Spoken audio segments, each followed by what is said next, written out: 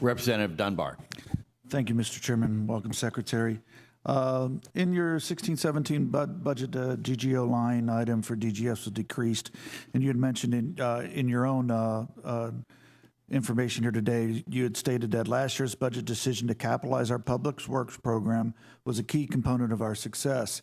That decision provided nearly $14 million of relief for the general fund, but more importantly, enabled DGS Public Works to adopt a more flexible and scalable operating model. Excuse me for my confusion, but I hear the word capitalize our public works, and I understand that this essentially was a bond issuance. Technically, it wasn't a bond issuance by itself. What the change last year enabled was it enables us to pay for the administration of the billion-dollar portfolio of capital projects out of bond proceeds. Out of bond proceeds. Yes. So it wasn't, and just I'm thinking out loud here, but if you have, let's say if you're refinancing a bond package, then there are essentially proceeds that can be utilized as profits to help reduce your other line items. But this essentially, you did use bond proceeds to pay employees then? We did, beginning with the current fiscal year. Okay, and I have concerns there, tax exempt status. Our bond borrowings are tax exempt, and I believe there are some limits of how much of a bond proceeds you can use and still retain your tax exempt status. If you can please just check on that for me and get back.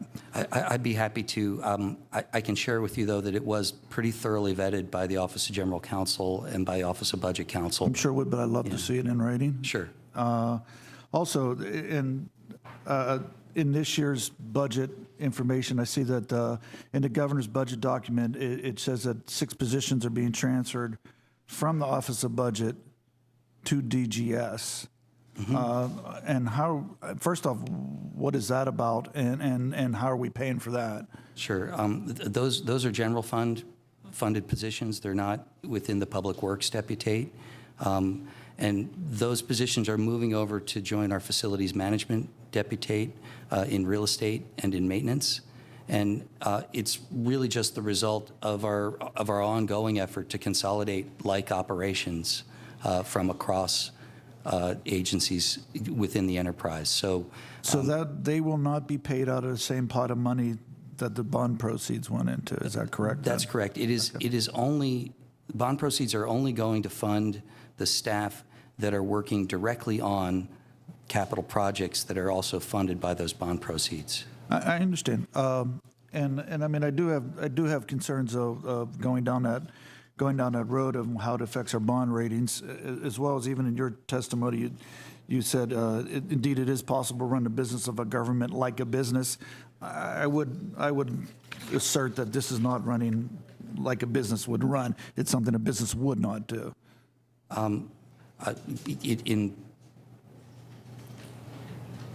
So forgive me, I can't call to mind the exact statistics from last year when we did the study, but we would be among, I believe, 15 or 16 other states that currently do approach their funding for their capital portfolio this way, as well as many major universities like the one that I left in order to take this position a couple of years ago at Georgetown. It is a relatively common practice, at least among those kinds of organizations. And in our instance, it really did create the opportunity for us to scale, to be flexible, and to begin to address what had become really an unacceptable backlog of capital projects. And I appreciate that. And I'm not denying that the use may have been beneficial, but my preference would not be to use bond proceeds to do it. I'd rather use regular funding, other funding streams to do it as opposed to bond issuances. So, understood. Thank you, Mr. Chairman.